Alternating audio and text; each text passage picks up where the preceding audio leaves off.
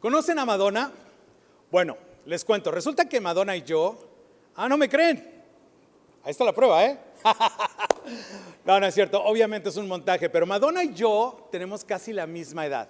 Y algunos de ustedes tomaron clases de oratoria y aprendieron que cuando empiezas un discurso, debes de tener una línea de apertura que capte la atención. Así que pensé, Madonna y yo definitivamente va a captar su atención. Entonces, solo esas 3 palabras ya tenía la atención de todos ustedes. Verán. El punto es este, Madonna y yo tenemos casi la misma edad, pero también tenemos algo más en común que es mucho más importante, y esto lo descubrí en una entrevista que Madonna dio a Vogue en 1992. En ese momento Madonna tenía 32 años y yo 22. Ella estaba triunfando en su profesión y yo atendiendo a una esposa embarazada. Un poco de diferencias, ¿verdad? En fin, desde entonces… puede que ella haya descubierto cómo manejar el dilema del que habla en esta entrevista en particular, pero es algo con lo que puedo identificarme incluso ahora, y creo que muchos de nosotros también podemos hacerlo. Así que esto es lo que ella dijo: tengo una voluntad de hierro y toda mi voluntad siempre ha sido para conquistar una horrible sensación de insuficiencia. Siempre estoy luchando con ese miedo. Supero una etapa de ello y me descubro como un ser humano especial. Claro, porque todos queremos ser especiales, ¿verdad? Pero fíjate, y luego llego a otra etapa y pienso que soy mediocre e intrascendente. ¿Alguna vez te has sentido mediocre e intrascendente? Bueno, podría ser porque tú sí lo eres. No, no es cierto, estoy bromeando. Pero en otras palabras, es solo esta idea de que no hay nada especial en mí. Y ahí está ella, la misma Madonna, luchando con esto. Por supuesto, escuchamos esto de cualquier persona famosa y pensamos, ¿mediocre e intrascendente? Mira, el simple hecho de que te estén entrevistando en una revista internacionalmente aclamada ya es algo. Pero ella sigue. Y encuentro una manera de salir de eso una y otra vez. Mi impulso en la vida proviene de este horrible miedo de ser mediocre. Y ese miedo siempre me empuja y me empuja. Y luego, esto que sigue fue muy revelador para mí. Porque a pesar de que me he convertido en alguien, todavía tengo que demostrar que soy alguien. Y mi lucha nunca ha terminado y probablemente nunca lo hará. Y lo que nos está diciendo honestamente es que es una luchadora, es exitosa, no cabe duda de eso. Y en este caso es muy consistente y muchos de nosotros identificamos o podemos identificarnos con esa angustia, ese descontento, ese miedo de ser mediocres. Y tal vez en tu profesión o tal vez en tus relaciones, ese temor de quedarse atrás, esa sensación de que probablemente todos llevamos dentro, ya sea como madres, padres, en lo profesional o lo académico, esa sensación de nunca es suficiente. La constante presión de competir y de ganar en la cancha de la opinión pública, y tal vez no lo pienses en esos términos, pero todos tienen una cancha propia donde se miden. La cancha de la opinión pública podrían ser las personas con las que vas a la escuela o a quienes quieres impresionar, quieres tener éxito y ser popular, o tal vez tu cancha de la opinión pública es tu lugar de trabajo, las personas con las que compites o con quienes intentas estar a la altura para complacer a tu jefe, o quizás tú eres el jefe y quieres que las personas que te reportan te quieran y te aprecien. Y siempre estás consciente de lo que la gente dice, lo que piensa y cómo estás rindiendo, ¿verdad? Quizás tu cancha es la opinión pública, que sea simplemente una persona. Puede que sea tu suegro porque te casaste con su hija y ahora te sientes juzgado, te sientes inferior y siempre estás tratando de navegar y negociar de manera que te sientas aceptado por él. O tal vez tu cancha de la opinión pública sean tus padres o tus hermanos mayores. O tal vez eres una mamá con hijos pequeños y tu cancha de la opinión pública son las otras mamás que vienen a tu casa y tu casa siempre se ve como que hay niños que viven ahí, ¿verdad? Y no puedes permitir que tu casa parezca que viven niños ahí porque te van a juzgar. Es tu cancha de la opinión pública y lo peor es que ni siquiera se les ha cruzado por la mente a ellas, pero a ti sí. Y el punto es que de alguna manera todos competimos en una cancha de opinión pública. Para mí a veces son otros pastores y otras iglesias, y tal vez tú sientas lo mismo que yo, el temor de quitar el pie del acelerador y quedarte atrás. Y de nuevo eso es ridículo, porque ¿quién quiere quedarse atrás, verdad? Pero ¿sabes qué? La gente ni siquiera sabe que hay una carrera. Entonces no sé si puedes relacionarte con eso o no, pero yo sí puedo, ¿ok? Así que vamos a hablar de eso. Hoy estamos en la parte 2 de nuestra serie Ícono, la poderosa invitación de la cruz. La cruz es el ícono del cristianismo. Para la mayoría de los cristianos modernos, la cruz básicamente representa una forma de creer. Pero en el siglo I, la cruz representaba otra cosa, representaba una forma de vivir, un estilo de vida. Y la cruz era en realidad una invitación o una forma de vida alternativa, pero no intuitiva.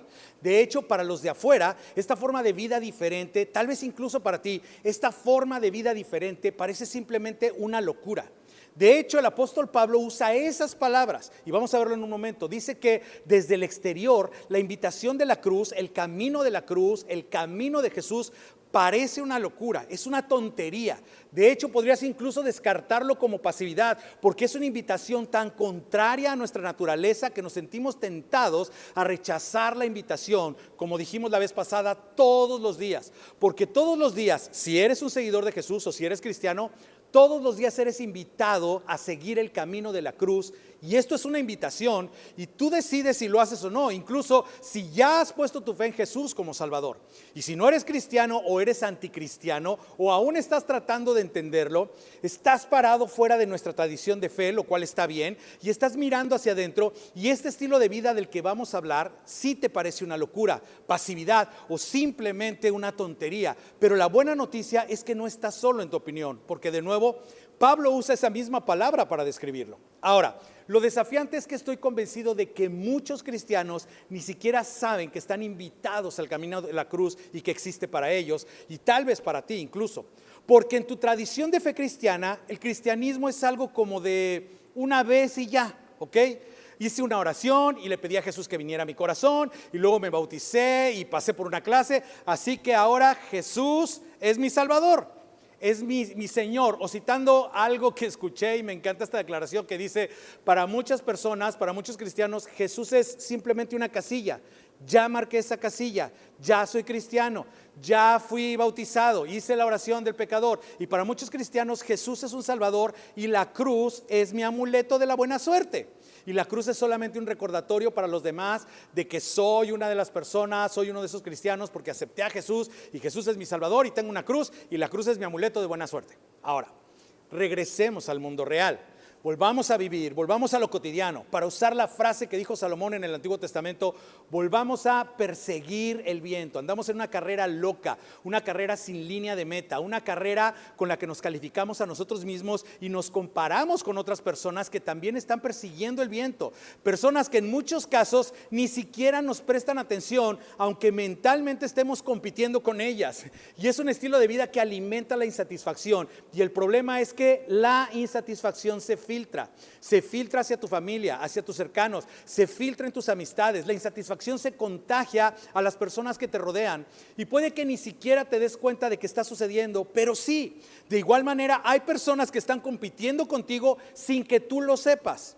Ahora, como dijimos la última vez, la ambición y los logros son cosas buenas, son dones de Dios, reflejan la imagen de Dios en ti, están en nosotros. De hecho, está en nosotros ser ambiciosos y lograr cosas tal como lo fue con nuestro Padre Celestial. Nacimos para tomar cosas caóticas y poner orden, son dones de Dios. Pero si le entregas a esas dos cosas las riendas de tu vida, te desgastarán y te agotarán. Son cosas buenas, pero son malos amos. Y si eres cristiano, ya tienes un amo cuyo ícono no es una bandera de cuadros, no es un trofeo, no es una corona. El ícono de nuestro amo es el símbolo del sufrimiento, vergüenza y pérdida. Nuestro ícono es la cruz, y la cruz sirve como una invitación, y como vamos a ver hoy, sirve como una invitación empoderadora, una invitación a vivir para la aprobación de uno en lugar de vivir para la aprobación de todos, a vivir de acuerdo con los planes de uno en lugar de los siempre cambiantes y fluctuantes planes de la cultura en la que vivimos, trabajamos, nos divertimos y estudiamos todos los días. Así que la semana pasada te di una tarea frustrante y de hecho ya lo escuché de algunos de ustedes y lo entiendo. De hecho fue tan frustrante que dudé incluso en encargarte esta pregunta. Les dije que quería que consideraran algo y el objetivo era hacernos solamente pensar en términos del camino de la cruz. Porque es tan diferente, es tan contrario, es tan al revés, tan en contra de lo normal y de lo convencional. Y entonces, si no estuviste aquí, la tarea fue esta: cuando te encuentres esta semana en conflicto con alguien en el trabajo, en la escuela o en la casa, si hay tensión, pregúntate. No hagas nada porque es demasiado arriesgado, pero al menos pregúntate mientras estás en el conflicto, considerando cómo vas a responder. ¿Cómo sería elegir perder en esta situación? ¿Cómo sería escoger no ganar? No ganar la discusión, no ganar el argumento. ¿Cómo sería elegir dejar que ellos pasen primero aunque tú llegaste primero? ¿Cómo sería elegir dejar que ellos se lleven el crédito aunque no lo merecen y tal vez tú lo merezcas? ¿Cómo sería dejarlos avanzar y salirse con la suya? Y en muchos casos esto es simplemente demasiado aterrador para hacerlo. Es tan poco mexicano, ¿verdad? No encaja con tu temperamento, no encaja con la forma en que estás hecho, no encaja con la manera en la que operas. No es el camino simplemente. De hecho, no es la forma en que se logran las cosas, no es el camino del mundo, de la cultura. Así que puedes decir que no, porque la cruz es una invitación. No tienes que aceptar la invitación. De hecho, serás tentado, y yo mismo seré tentado todos los días a no aceptar la invitación del camino de la cruz. Ahora, me temo que la mayoría de los cristianos no aceptan esta invitación. Por eso nos vemos colectivamente como nos vemos, por eso actuamos colectivamente como lo hacemos, y lo más importante, por eso parece que los cristianos reaccionamos como todos los demás. Como mencioné la semana pasada, la persona que comprendió esto y tuvo mayor claridad sobre el contraste entre el camino del mundo y el camino de la cruz fue el apóstol Pablo. Y la razón por la que tuvo una claridad extraordinaria es que él era un profesional del esfuerzo en sus días antes de Jesús. De hecho, se enorgullecía de ello, lo cual es pues muy extraño. Él mismo documenta esto, no es lo que otros dijeron de él, es lo que él dijo de sí mismo. Se enorgullecía de ser el mejor fariseo de su clase en el siglo I. Trabajaba más que los demás, lo que significaba que obedecía más que todos los que lo conocían y todos los que conocían la ley. Era el mejor de la clase en cuanto a ser un fariseo que seguía la ley religiosa, seguía a Dios según él y obedecía la ley del Antiguo Testamento. Y luego, y esto es lo que lo hace tan útil para nosotros, se encuentra con Jesús personalmente y en cuestión de momentos, no semanas ni años, en cuestión de un momento obtiene claridad sobre el contraste entre los dos reinos de este mundo, que es todo lo que él conocía y todo lo que todos conocían, y el camino de Jesús. Esa claridad alimentó su pasión por llevar el mensaje de Jesús en todo el mundo de habla griega, por toda la región mediterránea. Se dio cuenta de que Jesús no era un adorno, la cruz no era un amuleto de buena suerte, era un estilo de vida, y no solamente un estilo de vida, era el estilo de vida opuesto.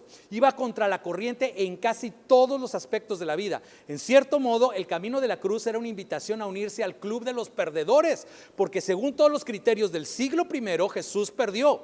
Jesús perdió a propósito y con un propósito, y ese propósito te incluía a ti y a mí, y dice: ahora quiero que me sigas, y si lo haces lo suficiente, si suficientes de ustedes lo hacen, cambiaremos el mundo y su cultura. Así que cuando el apóstol Pablo introduce esta idea del camino de la cruz a un grupo de hombres y mujeres de habla griega, educados y esforzados como tú y yo en la ciudad de Corinto, reconoce desde el principio lo que sabía que iban a pasar cuando escucharan esta idea loca, este estilo de vida tan extraño. Tal vez es lo que ya has comenzado a pensar basado en lo que he dicho hasta ahora.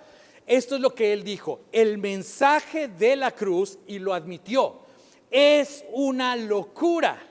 Es una locura, algo anticuado, pasivo, simplemente no encaja con nada de lo que hayas hecho o tal vez incluso visto antes. El camino de la cruz es una tontería, y ahora nos va a decir quién lo ve como tontería y quién no. El mensaje de la cruz es una locura para los que se pierden.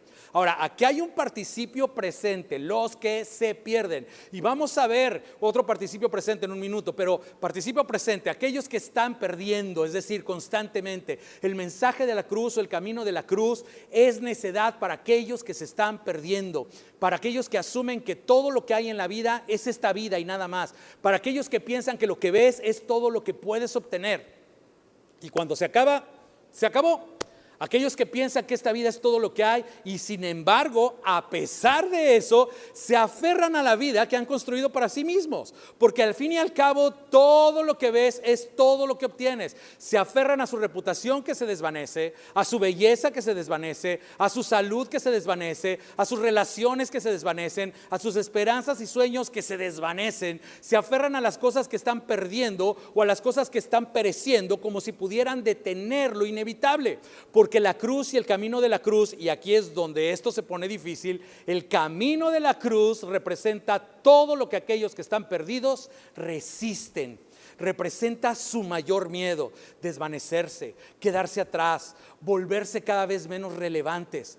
Ahora, el punto que va a dar es increíble. Su punto es este: que esforzarse por reclamar y mantener lo que no se puede reclamar y mantener en última instancia, ese esfuerzo y trabajo por seguir el viento, por reclamar y mantener lo que no se puede reclamar y mantener, eso es realmente lo que es una locura. No el mensaje ni el camino de la cruz. De hecho, esto es lo que dice: el mensaje de la cruz es una locura para los que se pierden. En cambio, para los que se salvan, y de nuevo hay un participio presente, no es te salvaste una vez y listo, no es una oración de salvación y ya listo. Él dice, no, para aquellos de nosotros que estamos siendo salvos. En otras palabras, aquellos de nosotros que estamos en el proceso de renovar nuestras mentes, de crecer en nuestra fe, de aprender a dar un poco más de nuestras vidas, aprendiendo cómo seguir a Jesús, aprendiendo qué significa seguir a Jesús y lo que tendré que hacer de manera diferente para seguir a Jesús.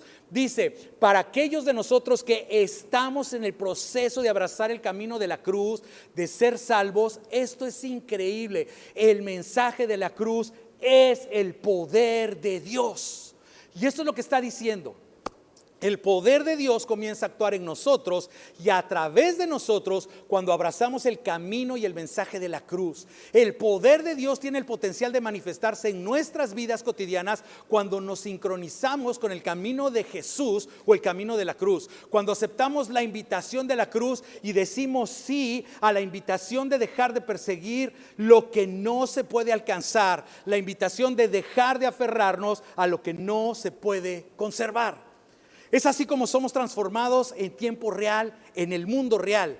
Y esto es lo que siempre digo, lo que quiero que entendamos. Es aquí como comenzamos a participar en el reino de Dios ahora mismo, no en un cielo futuro, sino participar en el reino de Dios ahora mismo. Pero Pablo dice que no podemos hacerlo si seguimos persiguiendo el viento. No puedes hacerlo si usas una cruz y marcas las casillas de sí amo a Jesús, sí me congrego, sí y nada más, y luego te unes a la carrera que no tiene línea de meta y no produce nada que perdure, no funciona de esa manera. Nada cambia. Es así como participamos en el reino de Dios y experimentas el poder de Dios, que de vez en cuando se demuestra de una manera tan impactante, tan diferente, que la gente se detiene y observa, como cuando alguien perdona a alguien lo que le hizo y la gente dice, ¿quién perdonaría eso? ¿Quién hace eso? O cuando alguien decide dar a otros a pesar de lo que le quitaron, la gente se asombra. Ese poder de Dios, contrario a la cultura, es lo que cambió el mundo en el siglo I, porque los seguidores de Jesús tomaron esto en serio. El camino de la cruz no se representaba por una sola decisión, sino por decisiones diarias de abrazar el ejemplo de Jesús. Y porque lo hicieron, manifestaron el poder de Dios de formas visibles. El camino de la cruz es donde comienza el cambio, porque es cuando comenzamos a vivir en sincronía con la vida de Jesús y con el Espíritu de Jesús, lo que el Nuevo Testamento llama el Espíritu Santo que mora en nosotros, el Espíritu que produce a través de nosotros lo que nunca podríamos producir por nosotros mismos mientras sigamos persiguiendo el viento. No puedes tener ambas cosas. El Espíritu de Dios produce en nosotros lo que no podemos producir por nuestra propia cuenta mientras sigamos comparándonos, esforzándonos y compitiendo.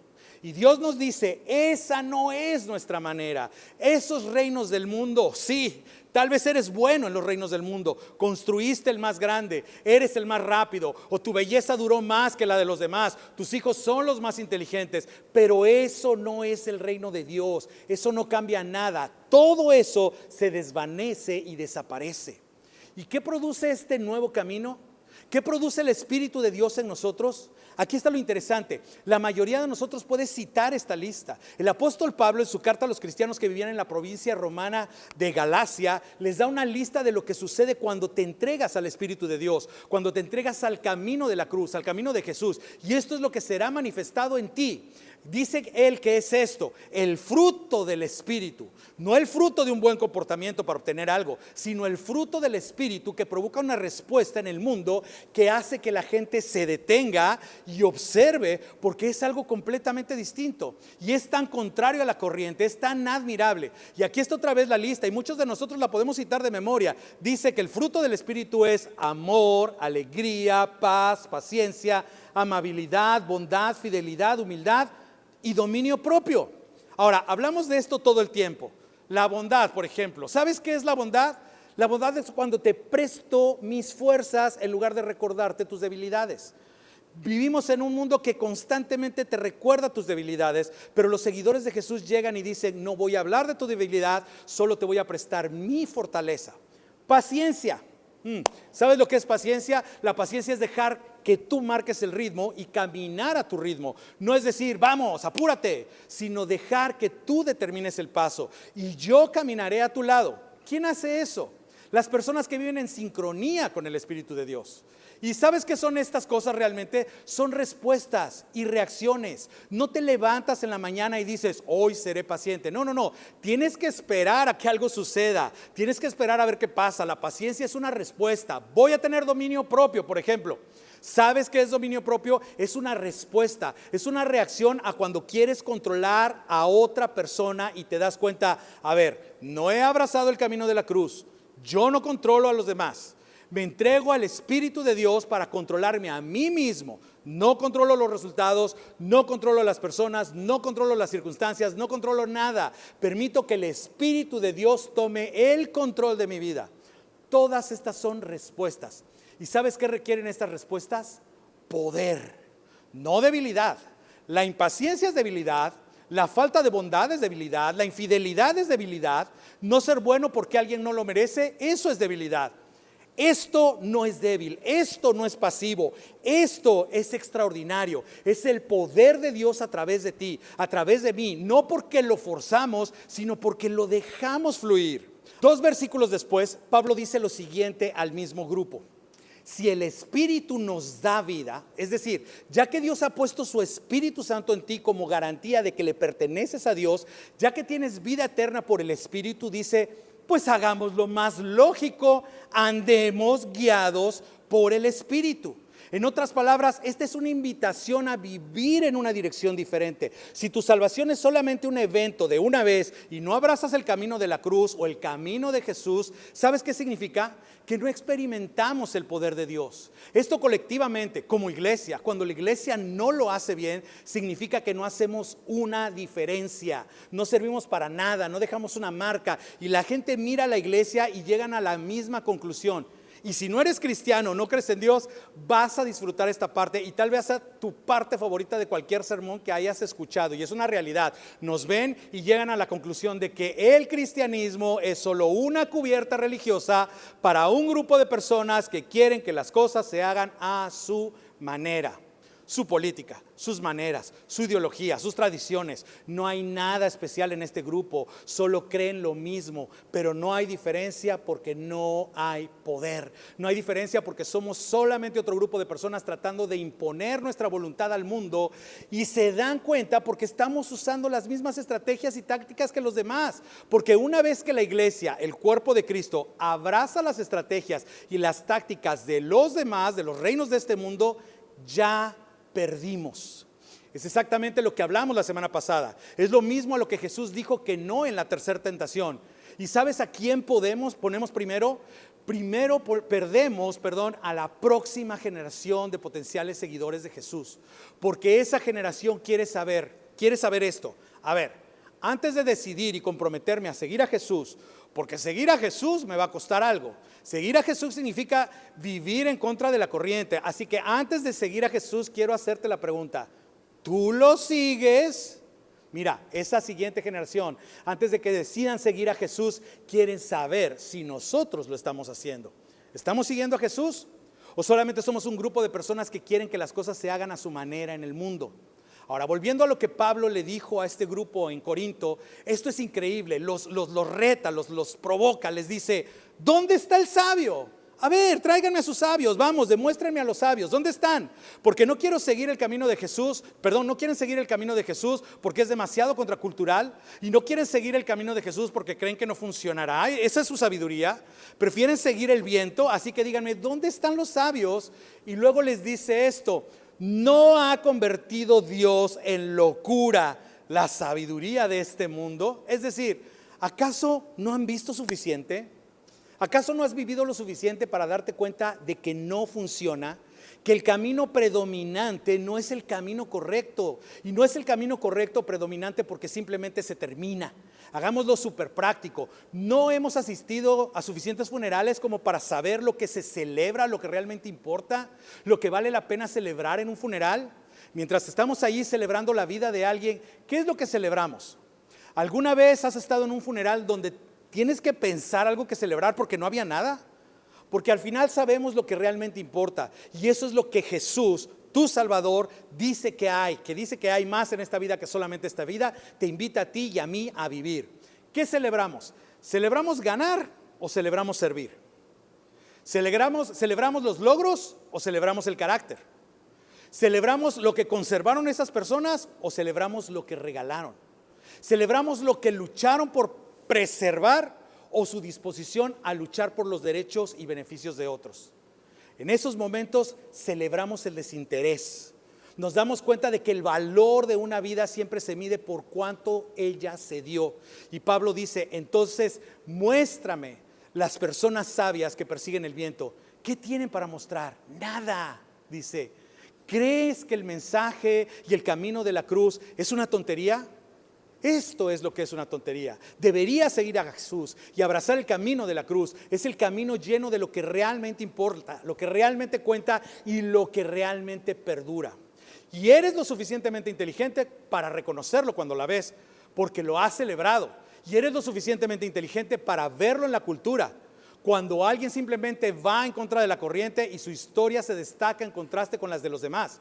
El camino de la cruz no es una tontería. Nosotros somos los tontos porque nos confundimos fácilmente y nos alejamos fácilmente de Él. Y lo sabemos, pero el problema es que tenemos miedo de vivir mejor, tenemos miedo de comprometernos y entiendo por qué. Porque nadie más a nuestro alrededor lo está haciendo. Todos los demás están persiguiendo el viento, así que simplemente corremos con ellos, excepto que nosotros oramos, querido Señor, ayúdame a ganar la carrera. ¿Dónde está la línea de meta? No lo sé. Es solo que todos están corriendo en esa dirección, así que corro como loco con ellos. Tengo una cruz en el cuello y tengo a Jesús en mi mochila, en mi bolsa, tú sabes, tengo una Biblia por ahí. Y Jesús piensa, pues estás en la carrera equivocada. Aprecio tu fe y que me invites a tus circunstancias, pero esa es la carrera equivocada. Así que déjame preguntarte esto y vamos a terminar. Esta pregunta es un poco loca y tonta, de hecho es retórica. ¿Quieres experimentar el poder de Dios en tu vida? Esto es importante. Cuando llegué a esta parte, lo que vino a mi mente fue una pregunta, y aquí está la pregunta.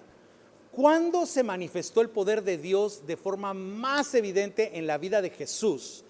Tanto que vino a explicarnos cómo es Dios. Dos cosas vinieron a mi mente. El poder de Dios fue más evidente cuando Jesús hizo sus milagros. ¿Pero para quiénes fueron?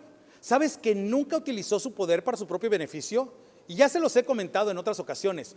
Todos sus milagros, todo ese poder de Dios no fue para su propio beneficio, era para el beneficio de los demás. De hecho, es tanto para el beneficio de los demás que su poder y sus demostraciones se usaron en su contra durante su juicio. Y en este juicio intentaron hacer que se defendiera, pero él simplemente dijo, no mi reino, no soy ese tipo de rey. Y me encantó cuando Pilato dice, ¿no te das cuenta de que tengo el poder de crucificarte o de liberarte? Y Jesús simplemente sonríe de una manera muy tranquila, le dice, tú crees que lo tienes, en tu reino tal vez lo tienes, pero no es mi juego, no es por lo que yo estoy aquí. De hecho, desearía con todo mi corazón que Jesús le hubiera dicho a Pilato, y Pilato, te tengo buenas noticias, vas a ser famoso, pero solamente vas a ser uno de los extras en mi historia, la historia del reino de Dios que viene a esta tierra. Ahora, ¿cuándo es la otra vez que Jesús manifestó el poder de Dios? en el Gólgota, la colina donde murió. Nosotros habríamos estado horrorizados en ese momento donde Dios fue glorificado. Nosotros en nuestros reinos, en esta forma de pensar, en nuestra cultura, habríamos desviado la mirada, nos habríamos retirado porque el olor de esa colina sería suficiente para ahuyentarnos. La pérdida suprema fue la máxima expresión del poder de Dios. ¿Quieres experimentar el poder de Dios en tu vida? Esto no es una invitación a ser pasivo. Es solo cruzar los brazos o solo cruzar los brazos donde Dios simplemente va a trabajar. No. Sigue a Jesús a través de los evangelios. Sigue al apóstol Pablo a través del libro de los Hechos. Esto no se trata de ser pasivos. El camino de la cruz es una invitación para que aproveches tu talento y tus oportunidades al máximo para la gloria de tu Rey que te ama y te invita a seguirlo en contra de la corriente. El mensaje de la cruz es una locura para los que se pierden. Pablo les dice, está bien, ¿cómo te está yendo? Muéstrame la sabiduría, vamos, muéstrame las personas sabias. En cambio, para los que se salvan es poder de Dios. A lo mejor estás pensando, no estoy discutiendo contigo, Roberto, simplemente no lo entiendo, no sé cómo hacerlo. ¿Qué significa perder? Y no puedo responder esa pregunta específicamente para ti, pero aquí hay una pista. Y esta semana, cuando haya conflicto y tú llegaste primero, pero ellos dicen que fueron ellos, fue tu idea, pero ellos dicen que fue la suya y están quejándose y protestando y ya sea en la escuela, en el trabajo, en la casa, simplemente pregúntate. No tienes que hacer nada todavía, solo considera, llevemos esto tan lejos como podamos, solo mentalmente. ¿Cómo sería elegir perder en esta situación? Y de nuevo, no puedo decirte exactamente cómo se verá, pero sé lo que esto representa en ese momento. ¿Estás listo? Ese momento representa una oportunidad para que el poder de Dios se demuestre en ti. Y lo vamos a retomar ahí la próxima semana en la tercera parte de la serie Ícono, la poderosa invitación de la cruz.